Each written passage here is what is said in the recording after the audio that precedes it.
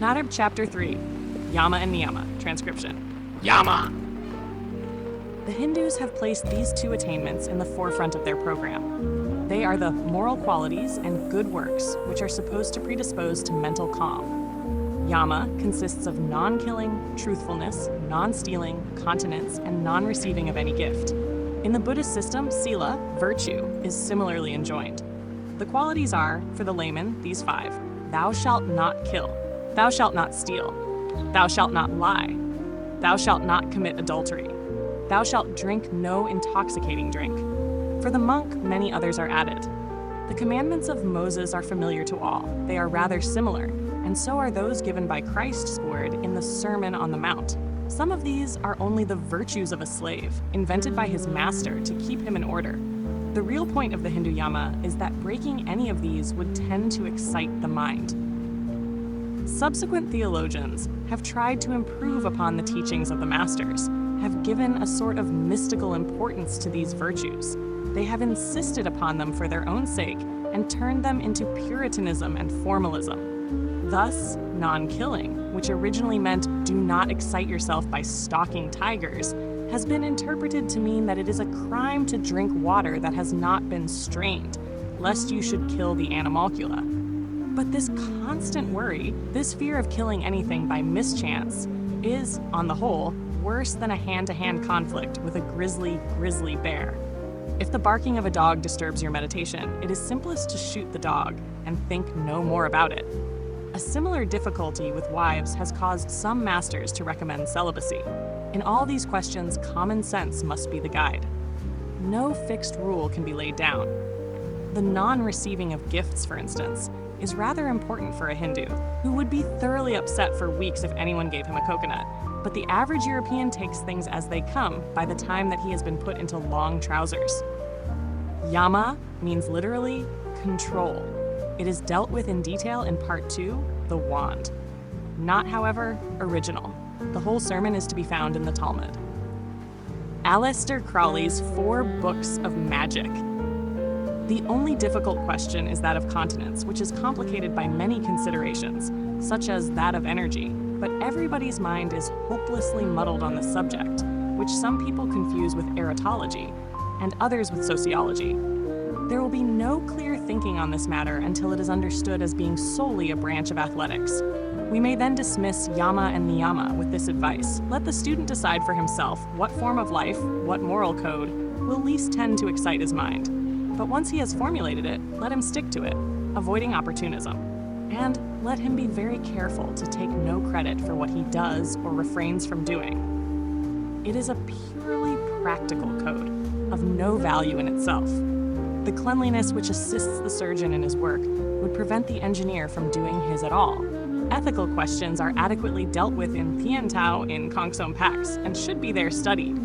Also see Liber XXX of the AA. Also in Liber CCXX, the Book of the Law, it is said, "Do what thou wilt shall be the whole of the law."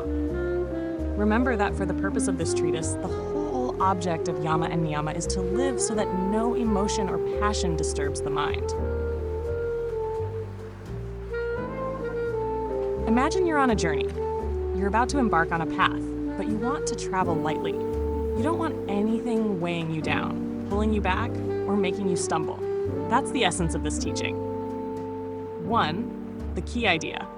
Crowley is saying that Yama and Niyama, a fancy way of talking about personal rules or self-discipline, are tools to help you stay calm and focused.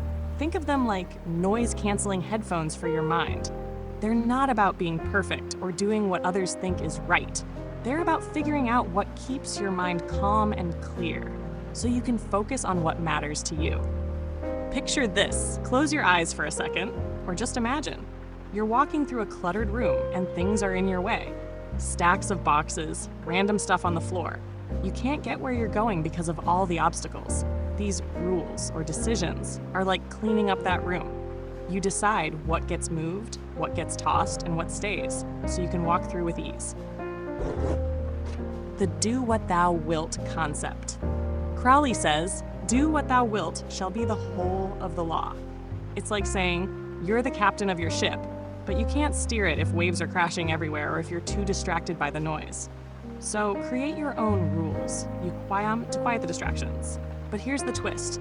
Don't make it about morality or being good, bad. Just ask yourself, what helps me focus? What makes me feel peaceful? Small steps, clear rules, instead of worrying about every little thing. Like, am I doing this perfectly? Pick 1 or 2 habits that make your life easier. For example, if noise distracts you, decide, I'll work in silence or with a playlist that helps. If clutter stresses you out, make the rule, I'll keep one area clear, just my desk. Avoid overthinking. Don't overcomplicate it. Crowley says, stick to it. Once you decide what works, don't keep changing your mind. Notice how when you focus on one small thing, like breathing deeply or just sipping water, you can feel more calm, more grounded. And as you let yourself embrace that feeling, you know you're capable of creating rules that serve you, not rules that control you. You're always in charge. Crowley's advice boils down to this. 1, find a way to live that keeps your mind clear and calm. 2, stick with it, but don't get too obsessed about being perfect. 3, and remember, this isn't about impressing anyone or following someone else's rules. It's all about you choosing what works for you.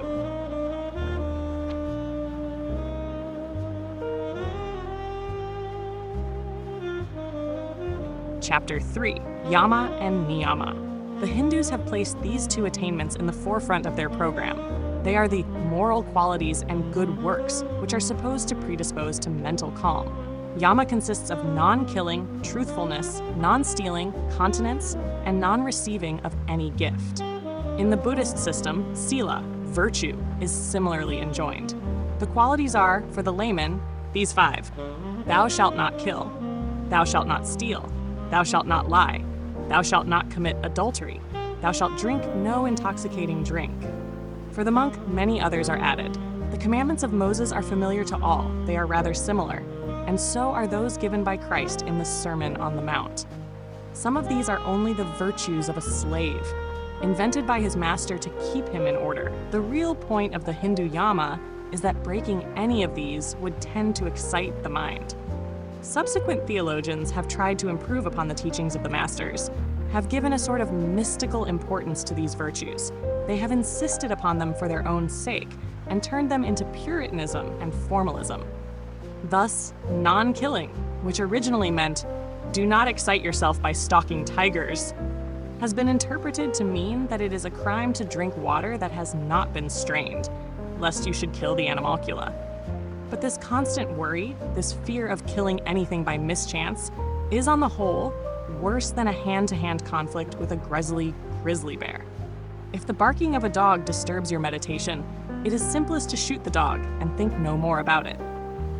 A similar difficulty with wives has caused some masters to recommend celibacy. In all these questions, common sense must be the guide. No fixed rule can be laid down. The non-receiving of gifts, for instance, is rather important for a Hindu who would be thoroughly upset for weeks if anyone gave him a coconut, but the average European takes things as they come by the time that he has been put into long trousers. Yama means literally control. It is dealt with in detail in Part 2, the wand, not, however, original. The whole sermon is to be found in the Talmud. The only difficult question is that of continence, which is complicated by many considerations, such as that of energy. But everybody's mind is hopelessly muddled on this subject, which some people confuse with erotology, and others with sociology. There will be no clear thinking on this matter until it is understood as being solely a branch of athletics. We may then dismiss Yama and Niyama with this advice. Let the student decide for himself what form of life, what moral code, will least tend to excite his mind. But once he has formulated it, let him stick to it, avoiding opportunism. And let him be very careful not to take no credit for what he does or refrains from doing. It is a purely practical code, of no value in itself. The cleanliness which assists the surgeon in his work would prevent the engineer from doing his at all. Ethical questions are adequately dealt with in Thian Tao in Kongsom Pax and should be there studied. Also see Liber XX of the AA. Also in Liber CCXX, the Book of the Law, it is said, "Do what thou wilt shall be the whole of the law." Remember that for the purpose of this treatise, the whole object of yama and niyama is to live so that no emotion or passion disturbs the mind. Liber Libre in Equinox 1, IP 17 and 3, X ed. This chapter is about yama and niyama, two key principles from Hindu and Buddhist teachings that Aleister Crowley presents as part of a practical approach to achieving mental calm in his magical practice. Here's a breakdown of the main ideas. 1. Yama and niyama basics. In Hinduism, yama refers to moral principles virtues, like nonviolence, truthfulness, not stealing, self-control, and avoiding gifts that might lead to attachment. Buddhism has similar principles called sila, which guide ethical behavior to avoid actions that disturb inner peace. Crowley acknowledges these virtues, comparing them to the ethical commandments in Christianity and Judaism. 2. Crowley's view on morality. Crowley critiques how later theologians made these virtues rigid rules, turning them into Puritanism and formalism. For example, the original principle of non-killing, likely meant as a way to avoid agitation, became overly strict, like refusing unstrained water to avoid killing microbes. He argues that overly strict interpretations can lead to needless anxiety rather than inner calm, which is counterproductive. 3. Practicality over strictness. Crowley encourages a pragmatic approach. Rather than strictly adhering to moral codes, he suggests that individuals choose a lifestyle that minimizes mental disturbance. He humorously points out that extreme practices, like fearing harm to even the smallest creatures, can be counterproductive, likening them to fretting about killing animal life by accident. 4. Ethics as a personal choice. Crowley suggests each person should decide what moral principles help them remain calm. Once chosen, these should be adhered to consistently to avoid opportunism, meaning one should not shift their morals for convenience. However, he warns against taking pride in these actions, implying they have no inherent value outside the practical benefits they bring to the individual's mental state. 5. The role of cleanliness and contextual morality. Crowley contrasts cleanliness in different professions to highlight that the same virtues or habits may not suit everyone. What works for a surgeon, cleanliness, might hinder an engineer. This metaphor underlines his belief that morality is context-dependent and that ethics should serve personal goals rather than be imposed universally. 6. The ultimate purpose of yama and niyama. Crowley reiterates that the goal of these principles is to ensure a calm mind, free from disturbances caused by emotion or passion. He references the famous line from his Book of the Law, "Do what thou wilt shall be the whole of the law."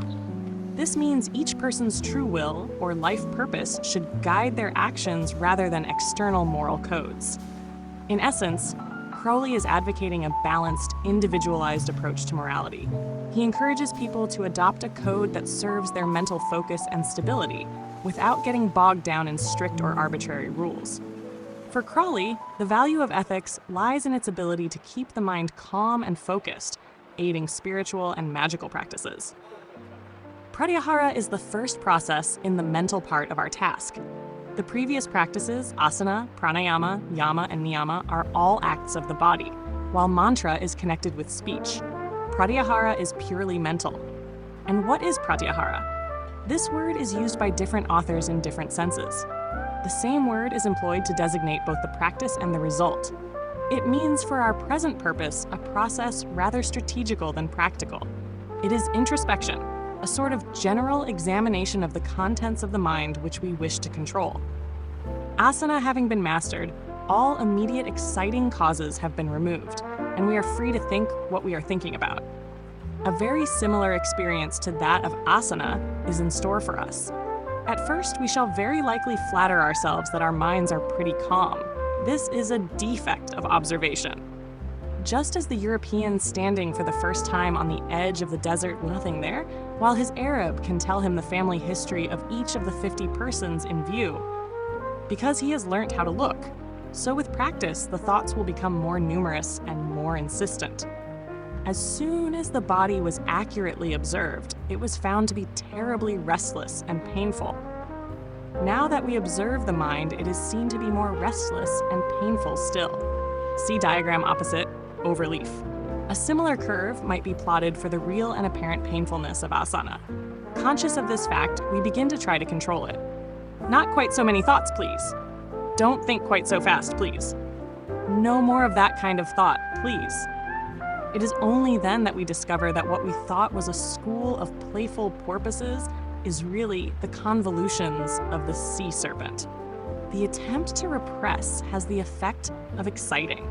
When the unsuspecting pupil first approaches his holy but wily guru and demands magical powers, that wise one replies that he will confer them, points out with much caution and secrecy some particular spot on the pupil's body which has never previously attracted his attention, and says, in order to obtain this magical power which you seek, all that is necessary is to wash 7 times in the Ganges during 7 days, being particularly careful to avoid thinking of that one spot. Of course, the unhappy youth spends a disgusted week in thinking of little else. It is positively amazing with what persistence a thought, even a whole train of thoughts, returns again and again to the charge. It becomes a positive nightmare. It is intensely Englet. Figure 6, control of the mind. Improving quality at first deteriorates more quickly. It starts high or near 0, but should reach desirable comfort at D. EF shows the power of observation of the mind. Improving quality at first deteriorates more slowly. Up to perfection at E starts below 0 in the case of the most educated men. The majority of the individual's HI indicates the dissatisfaction of the student with his power of control. Increasing at first, it ultimately diminishes to 0. Annotations near the diagram. Annoying too, to find that one does not become conscious that one has got on to the forbidden subject until one has gone right through with it. However, one continues day after day investigating thoughts and trying to check them, and sooner or later one proceeds to the next stage, dharana, the attempt to restrain the mind to a single object. Before we go on to this, however, we must consider what is meant by success in pratyahara. This is a very extensive subject, and different authors take widely divergent views. One writer means an analysis so acute that every thought is resolved into a number of elements.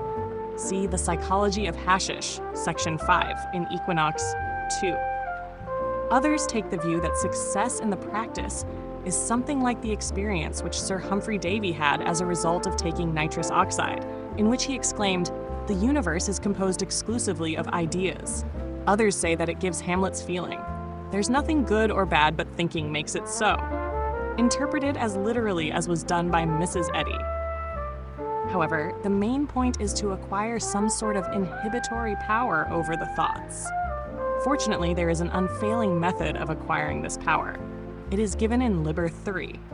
If sections 1 and 2 are practiced, if necessary with the assistance of another person to aid your vigilance, you will soon be able to master the final section. In some people, this inhibitory power may flower suddenly in very much the same way as occurred with asana. Quite without any relaxation of vigilance, the mind will suddenly be stilled. There will be a marvelous feeling of peace and rest, quite different from the lethargic feeling which is produced by overeating. It is difficult to say whether so definite a result would come to all or even to most people. The matter is one of no very great importance. If you have acquired the power of checking the rise of thought, you may proceed to the next stage. In Chapter 4, Crawley introduces pratyahara, the next step in the mental discipline he outlines. Here's a breakdown of the main ideas in the chapter. 1. What is pratyahara? Pratyahara is a mental practice distinct from the previous physical practices like asana, posture, and pranayama, breath control. While those engage the body, pratyahara is purely mental. Crawley describes pratyahara as a kind of mental withdrawal or introspection.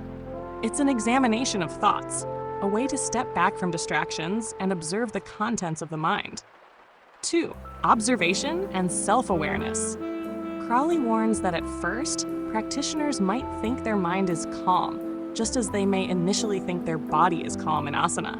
However, true observation reveals that the mind is often chaotic and restless, just as the body can be uncomfortable when you first try to sit still. Using a metaphor, he compares this awareness to someone in the desert. A newcomer may see nothing, while an experienced observer sees many details. With practice, more thoughts and distractions come to light, often becoming more persistent. 3. Struggling to control thoughts. Once aware of how restless the mind is, People often try to control their thoughts directly, telling themselves things like, "Not so many thoughts, please," or "Stop thinking so fast." Crowley humorously notes that this attempt to force control often backfires. The more you try to suppress a thought, the more persistent it becomes. He illustrates this with a story about a student who is told to avoid thinking about a specific spot on his body, only to find himself fixated on it. 4. Persistence of thoughts. Crowley emphasizes how difficult it is to control thoughts. Trying to avoid thinking about something can make that thought even more dominant, creating a mental nightmare as the mind keeps returning to it. 5. Success in Pratyahara. Success in Pratyahara is open to interpretation. Different writers have described success in various ways. Some believe it involves breaking down every thought into its smallest elements. Others, like Sir Humphrey Davy, describe a state where everything feels like pure thought or ideas.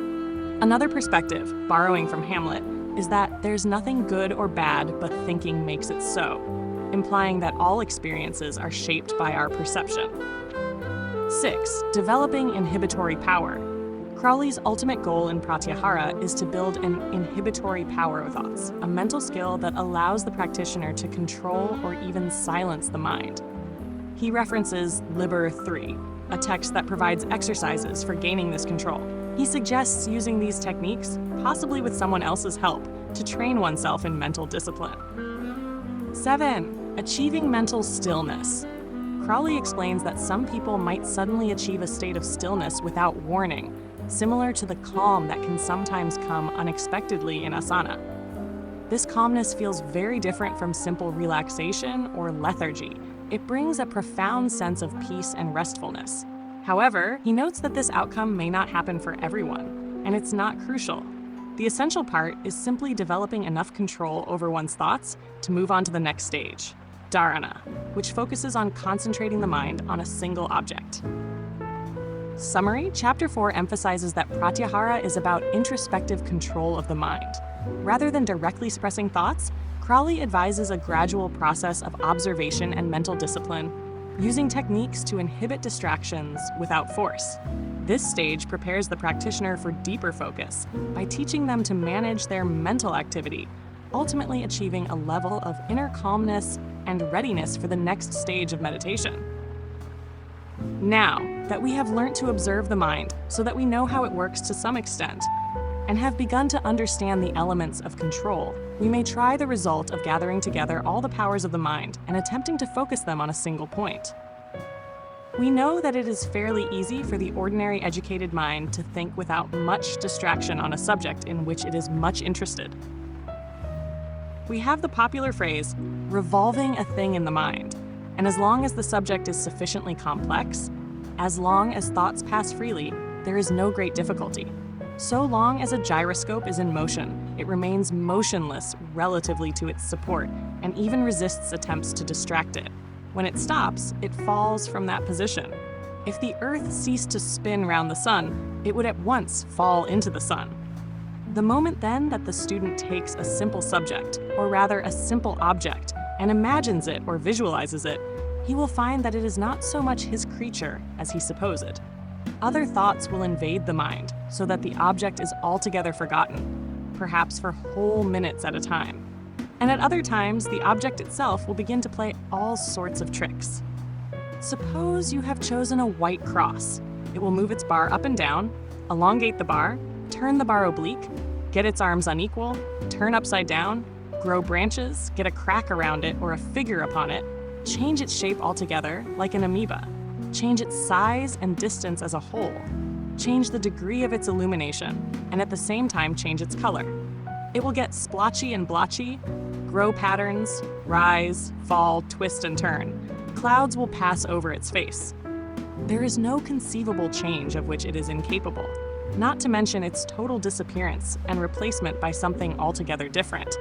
Anyone to whom this experience does not occur need not imagine that he is meditating. It shows merely that he is incapable of concentrating his mind in the very smallest degree. Perhaps a student may go for several days before discovering that he is not meditating. When he does, the obstinacy of the object will infuriate him. And it is only now that his real troubles will begin. Only now that will comes really into play.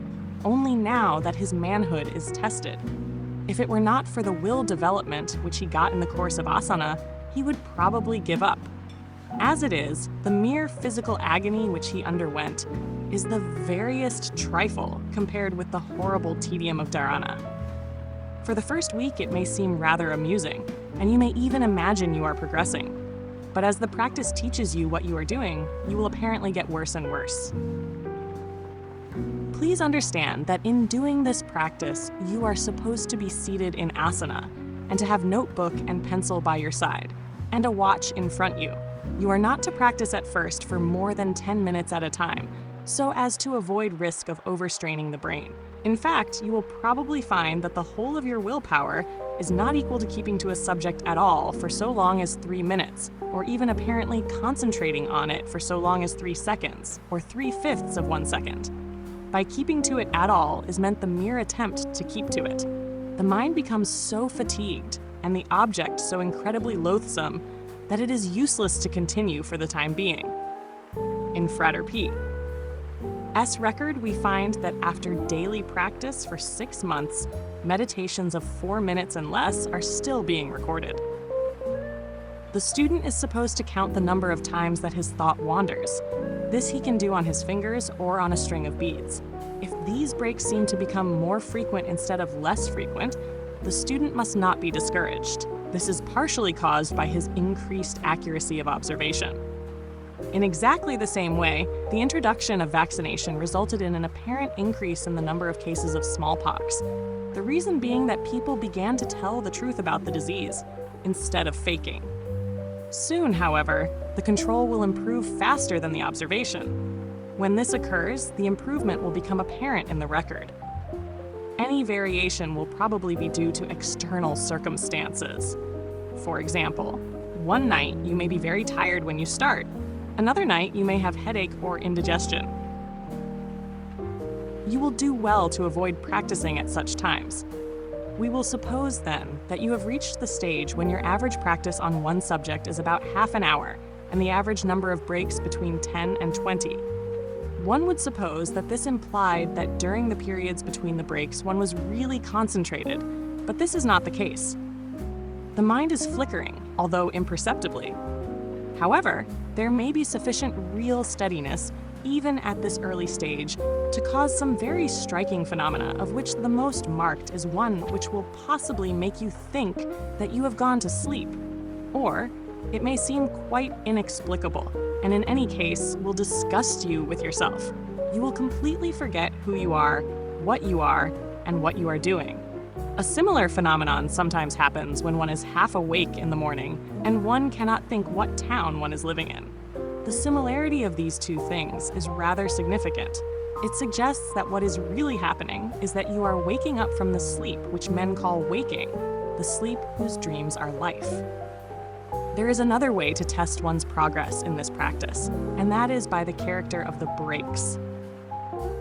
Breaks are classed as follows. Firstly, physical sensations. These should have been overcome by asana. Secondly, breaks that seem to be dictated by events immediately preceding the meditation. Their activity becomes tremendous. Only by this practice does one understand how much is really observed by the sense without the mind becoming conscious of it. Thirdly, there is a class of breaks partaking of the nature of reverie or daydreams. These are very insidious. One may go on for a long time without realizing that one has wandered at all. Fourthly, we get a very high class of break, which is a sort of aberration of the control itself. You think, how well I am doing it. Or perhaps that it would be rather a good idea if you were on a desert island, or if you were in a soundproof house, or if you were sitting by a waterfall. But these are only trifling variations from the vigilance itself. A fifth class of breaks seems to have no discoverable source in the mind. Such may even take the form of actual hallucination, usually auditory. Of course, such hallucinations are infrequent and are recognized for what they are. Otherwise, the student had better see his doctor. The usual kind consists of odd sentences or fragments of sentences which are heard quite distinctly in a recognizable human voice, not the student's own voice or that of anyone he knows. A similar phenomenon is observed by wireless operators, who call such messages atmospherics. There is a further kind of break, which is the desired result itself. It must be dealt with later in detail. Now, there is a real sequence in these classes of breaks. As control improves, the percentage of primaries and secondaries will diminish, even though the total number of breaks in a meditation remains stationary. By the time that you are meditating 2 or 3 hours a day and filling up most of the rest of the day with other practices designed to assist, when nearly every time something or other happens, and there is constantly a feeling of being on the brink of something pretty big, one may expect to proceed to the next state, dhyana. Let's break down these ideas in a way that's clear, simple, and easy to digest, keeping the main points while making them relatable. First page, dharana, focusing the mind. Big idea. This chapter introduces dharana, the practice of intense focus. Imagine trying to bring all your mental energy together and concentrate it on one single thing, like a laser beam. Summary in simple terms. Learning to focus. We're used to focusing on things we like, but here you're asked to focus on a single, simple thing. This can be tough because the mind tends to wander. Challenges of focus. When you pick an object to focus on, like a white cross, your mind will play tricks on you. The cross may appear to change shapes, colors, or even disappear. This is just your brain's way of rebelling against being so focused. Why it's hard. Staying focused on one thing requires a lot of willpower. At first, it might feel frustrating or boring, like you're getting nowhere. But this difficulty is part of the process. It's how your mind starts to build strength. Ericksonian tip. Imagine you're training a puppy. At first, the puppy wants to run around, distracted by everything. But slowly, you teach it to sit still, one moment at a time. Your mind is the puppy. It just needs patience and gentle guidance. Chash, second page, challenges in practice. Big idea. To practice dharana, sit comfortably, have a watch, and focus only for short periods, 10 minutes max. At first, you'll realize just how hard it is to concentrate even for a few seconds. Summary in simple terms. Starting small. Don't overdo it. Start with a few minutes. You might struggle to stay focused for even 3 seconds, and that's okay. Counting distractions. Track how often your mind wanders. Use your fingers or something like a string of beads to keep count. It's normal for your focus to drift, and noticing this is part of learning. Observing improvement. Over time, the more you practice, the easier it becomes to focus. If you're tired or sick, it might feel harder, so try to avoid practicing then. What to expect over time.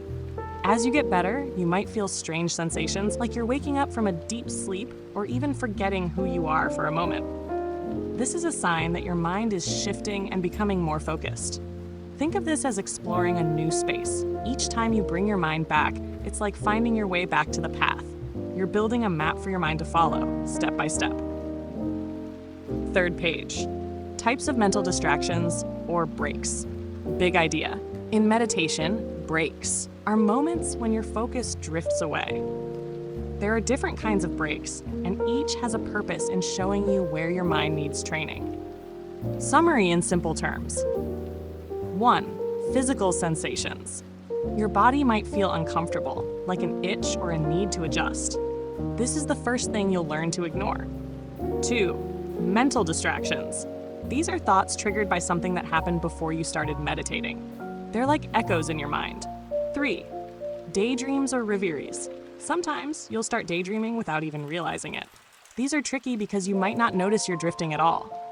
4. Meta thinking. You might start thinking about how well you're focusing, like, hey, I'm doing great. This is also a distraction. 5. Unexplainable experiences. Occasionally, you might hear random words or sounds, almost like hallucinations. These are rare and usually harmless, just strange sensations from deep focus. 6. Desired breaks. This final kind of break is a good one. It's when your mind becomes calm and reaches a new level of awareness. It's the goal of the practice. Imagine each break as a leaf floating down a stream. Instead of holding onto the leaf, let it drift by. Each time you let a break go, your mind becomes a little clearer and calmer. 4th page, progress and next steps. Big idea. As you get better at meditating, these breaks will decrease. When you're meditating for longer periods, like 2 or 3 hours a day, and can ignore most distractions, you're ready for the next level. Summary in simple terms. Fewer breaks. The more you practice, the fewer physical and mental distractions you'll have. Your mind will become more steady and calm, feeling on the verge of something big. As you get closer to mastery, you might feel like something significant is about to happen, like being on the edge of a big discovery. Reaching the next state, jhana. This feeling of being on the brink means you're getting ready for the next stage, called dhyana, which is an even deeper level of meditation. Think of this process like climbing a mountain. Every step takes you higher, and with each new height, the view becomes clearer. You're on a journey, and each step forward, no matter how small, is a sign of progress. Overall takeaway. In summary, dharana is all about building focus. It starts with the simple act of choosing something to concentrate on and gently bringing your mind back whenever it wanders. With practice, your mind will naturally get stronger, and distractions will decrease. Here's a quick mental exercise to reinforce this. 1. Close your eyes and imagine holding a flashlight. This flashlight represents your attention. When you focus, the light is strong, pointing directly at one thing. But sometimes it flickers or shines in different directions. 2. Each time it flickers, gently bring it back. Don't force it, just guide it back to where you want it to shine. 3. Feel a sense of calm as you do this. Each time you bring your focus back, know that you're training your mind, making it stronger and clearer. By practicing dharana, you're building a kind of mental muscle. Over time, your mind will be able to stay focused longer with fewer breaks and distractions. And each session is a step closer to reaching a deep meditative state where the mind becomes still, allowing you to experience a calm and heightened awareness. This word has 2 quite distinct and mutually exclusive meanings. The first refers to the result itself. Dhyana is the same word as the Pali jhana. The Buddha counted 8 jhanas, which are evidently different degrees and kinds of trance. The Hindu also speaks of dhyana as a lesser form of samadhi. Others, however, treat it as if it were merely an intensification of dharana. Patanjali says, dharana is holding the mind onto some particular object. An unbroken flow of knowledge in that subject is dhyana. When that, giving up all forms, reflects only the meaning, it is samadhi. He combines these 3 into samyama. We shall treat of dhyana as a result rather than as a method. Up to this point, ancient authorities have been fairly reliable guides, except with regard to their crabbed ethics. But when they get on the subject of results of meditation, they completely lose their heads. They exhaust the possibilities of poetry to declare what is demonstrably untrue. For example, we find in the Shiva Samhita that he who daily contemplates on this lotus of the heart is eagerly desired by the daughters of gods, has clairaudience, clairvoyance, and can walk in the air. Another person can make gold, discover medicine for disease, and see hidden treasures. All this is filth. What is the curse upon religion that its tenets must always be associated with every kind of extravagance and falsehood? There is one exception. It is the whose members are extremely careful to make no statement at all that cannot be verified in the usual manner, or where this is not easy, at least avoid anything like a dogmatic statement. In their second book of practical instruction, Het liber Os, occur these words. How? By doing certain things, certain results will follow. Students are most earnestly warned against attributing objective reality or philosophical validity to any of them. Those golden words. In discussing dhyana, then, let it be clearly understood that something unexpected is about to be described. We shall consider its nature and estimate its value in a perfectly unbiased way, without allowing ourselves the usual rhapsodies or deducing any theory of the universe. One extra, fact may destroy some existing theory. That is common enough, but no single fact is sufficient to construct one. It will have been understood that dharana, dhyana, and samadhi form a continuous process, and exactly when the climax comes does not matter. It is of this climax that we must speak, for this is a matter of experience, and a very striking one. In the course of our concentration, we noticed that the contents of the mind at any moment consisted of 2 things and no more: the object, variable, and the subject, invariable, or apparently so. By success in dharana, the object has been made as invariable as the subject. Now the result of this is that the two become one. This phenomenon usually comes as a tremendous shock. It is indescribable even by the masters of language, and it is therefore not surprising that semi-educated stutterers wallow in oceans of gush. All the poetic faculties and all the emotional faculties are thrown into a sort of ecstasy by an occurrence which overthrows the mind and makes the rest of life seem absolutely worthless in comparison. Good literature is principally a matter of clear observation and good judgment expressed in the simplest way. For this reason, none of the great events of history, such as earthquakes and battles, have been well described by eyewitnesses, unless those eyewitnesses were out of danger. But even when one has become accustomed to dhyana by constant repetition, no words seem adequate. One of the simplest forms of dhyana may be called the sun. The sun is seen, as it were, by itself, not by an observer, and although the physical eye cannot behold the sun, one is compelled to make the statement that this sun is far more brilliant than the sun of nature. The whole thing takes place on a higher level. Also, the conditions of thought, time, and space are abolished. It is impossible to explain what this really means. Only experience can furnish you with apprehension. This, too, has its analogies in ordinary life. The conceptions of higher mathematics cannot be grasped by the beginner, cannot be explained to the layman. A further development is the appearance of the form, which has been universally described as human, although the persons describing it proceed to add a great number of details which are not human at all. This particular appearance is usually assumed to be God. But whatever it may be, the result on the mind of the student is tremendous. All his thoughts are pushed to their greatest development.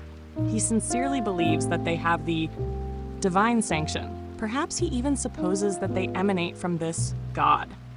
He goes back into the world armed with this intense conviction and authority.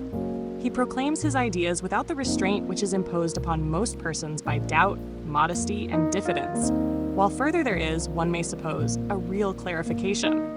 In any case, the mass of mankind is always ready to be swayed by anything thus authoritative and distinct. History is full of stories of officers who have walked unarmed up to a mutinous regiment and disarmed them by the mere force of confidence. The power of the orator over the mob is well known. It is probably for this reason that the prophet has been able to constrain mankind to obey his law. It never occurs to him that anyone can do otherwise. In practical life, one can walk past any guardian, such as a sentry or ticket collector, if one can really act so that the man is somehow persuaded that you have a right to pass unchallenged. This power, by the way, is what has been described by magicians as the power of invisibility. Somebody or other has an excellent story of 4 quite reliable men who were on the lookout for a murderer and had instructions to let no one pass, and who all swore subsequently in presence of the dead body that no one had passed. None of them had seen the postman. The thieves who stole the Gioconda Suerid from the Louvre were probably disguised as workmen and stole the picture under the very eye of the guardian, very likely got him to help them. It is only necessary to believe that a thing must be to bring it about. This belief must not be an emotional or an intellectual one. It resides in a deeper portion of the mind, yet a portion not so deep, but that most men, probably all successful men, will understand these words, having experience of their own with which they can compare it. The most important factor in dhyana is, however, the annihilation of the ego. Our conception of the universe must be completely overturned if we are to admit this as valid, and it is time that we considered what is really happening. It will be conceded that we have given a very rational explanation of the greatness of great men. They had an experience so overwhelming, so out of proportion to the rest of things, that they were freed from all the petty hindrances which prevent the normal man from carrying out his projects. Worrying about clothes, food, money, what people may think, how and why, and above all the fear of consequences, clog nearly every one. Nothing is easier, theoretically, than for an anarchist to kill a king. He has only to buy a rifle, make himself a first-class shot, and shoot the king from a quarter of a mile away. And yet, although there are plenty of anarchists, This lack of restraint is not to be confused with that observed in intoxication and madness. Yet there is a very striking similarity, though only a superficial one. Better known as Leonardo da Vinci's Mona Lisa.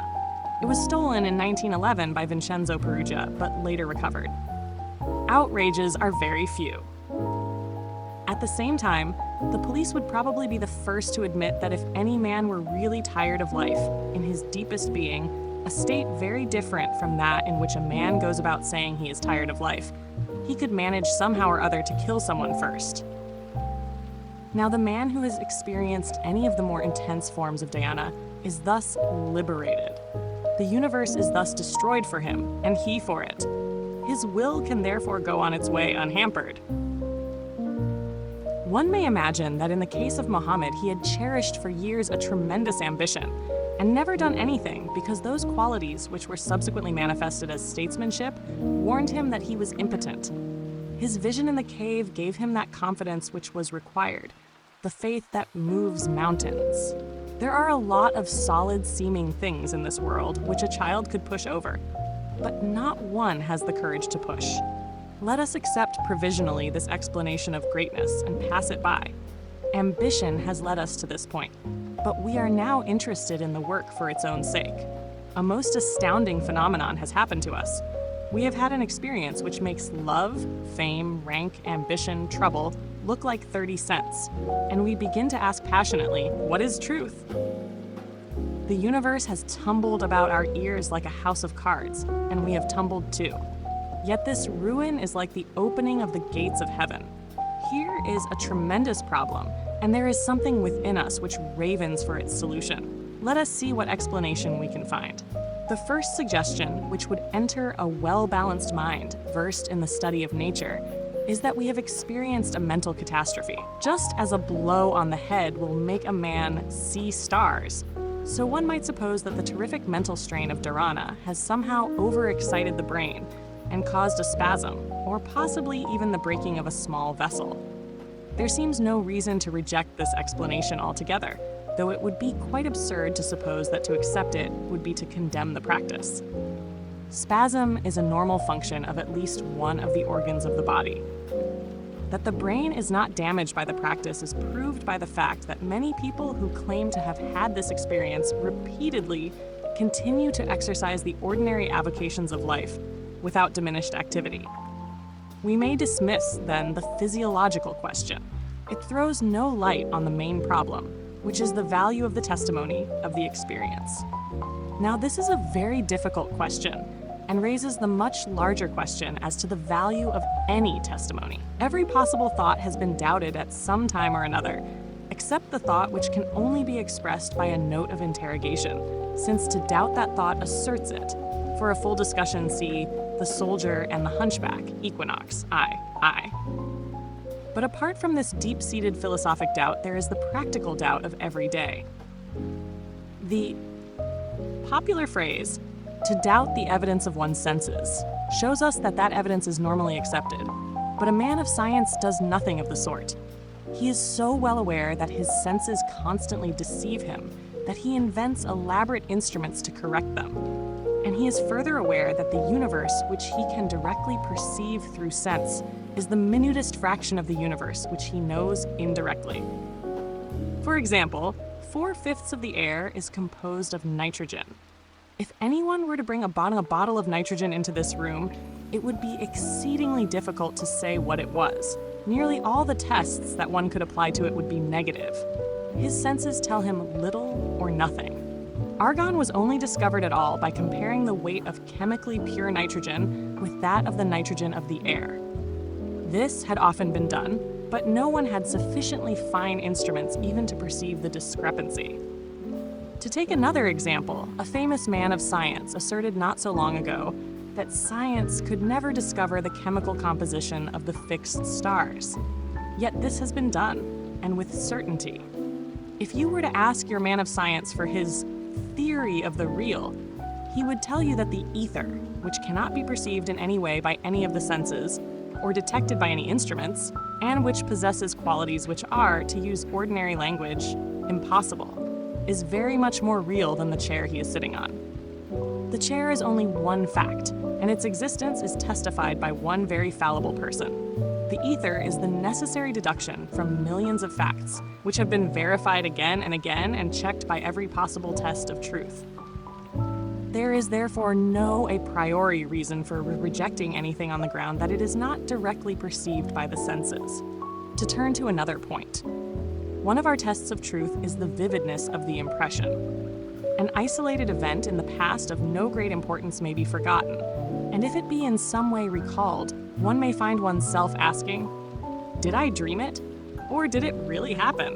What can never be forgotten is the catastrophic. The first death among the people that one loves, for example, would never be forgotten. For the first time, one would realize what one had previously merely known. Such an experience sometimes drives people insane. Men of science have been known to commit suicide when their pet theory has been shattered. This problem has been discussed freely in Science and Buddhism, Time, The Camel, and other papers. This much only need we say in this place that Diana has to be classed as the most vivid and catastrophic of all experiences. This will be confirmed by anyone who has been there. The ether was a hypothetical substance through which electromagnetic waves were supposed to travel. It was discredited by science in 1905. This fact can be described after deduction from millions of facts, which have been verified again and again and checked by every possible test of truth. C. Crowley collected works. It is, then, difficult to overrate the value that such an experience has for the individual, especially as it is his entire conception of things, including his most deep-seated conception, the standard to which he has always referred everything, his own self, that is overthrown. And when we try to explain it away as hallucination, temporary suspension of the faculties, or something similar, we find ourselves unable to do so.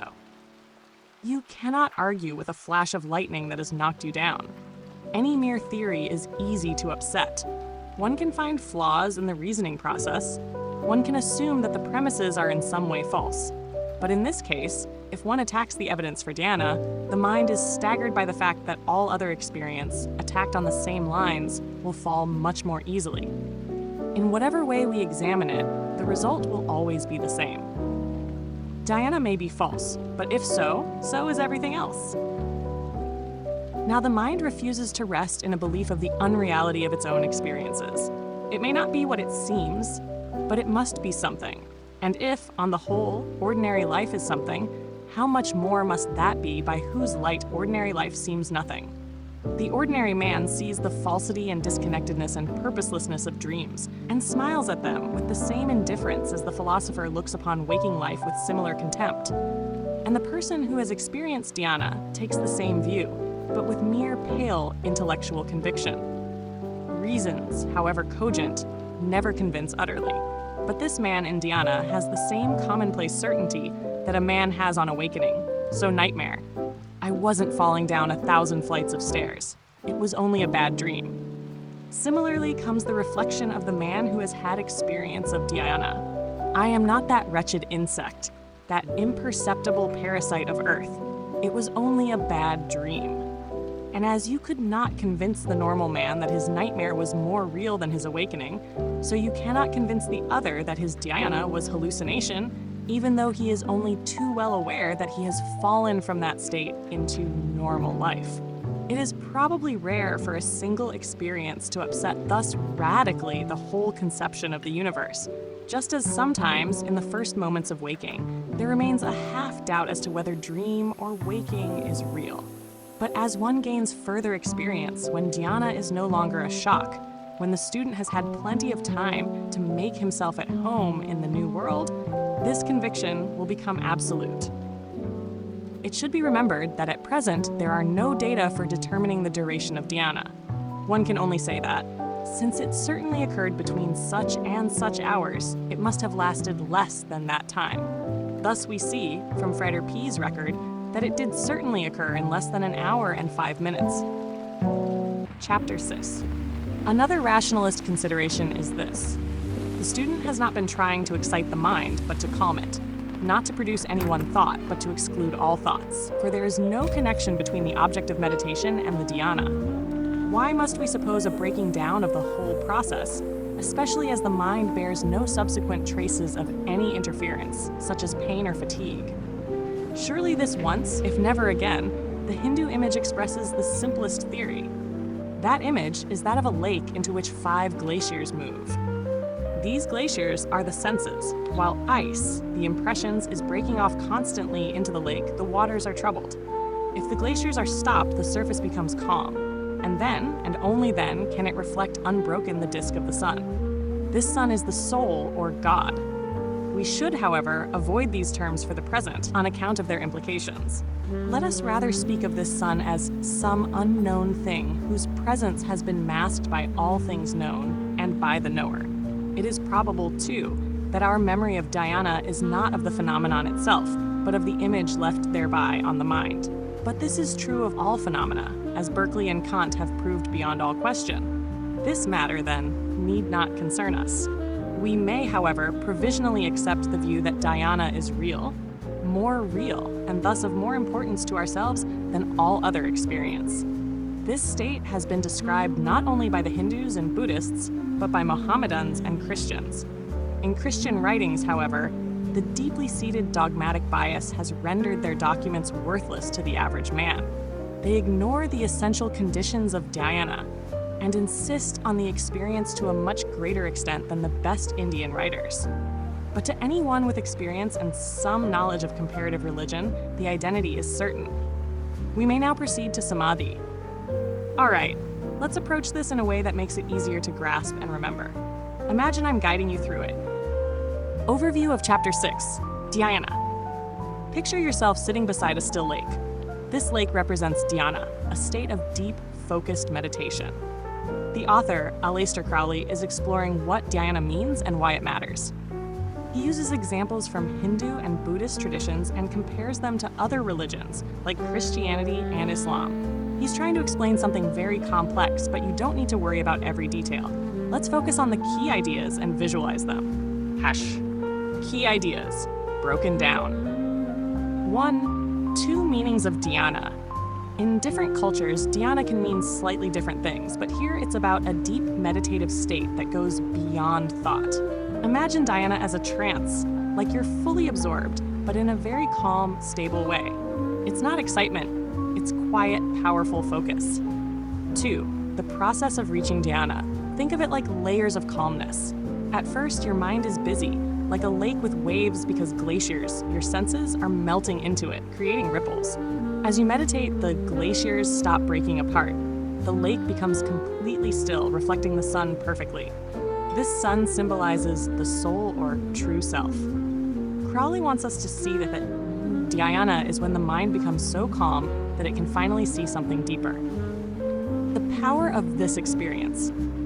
Reaching dhyana isn't just a fun feeling, it's profound. Crowley describes it as the most real experience possible, so real that it can shake up everything else you believe about life.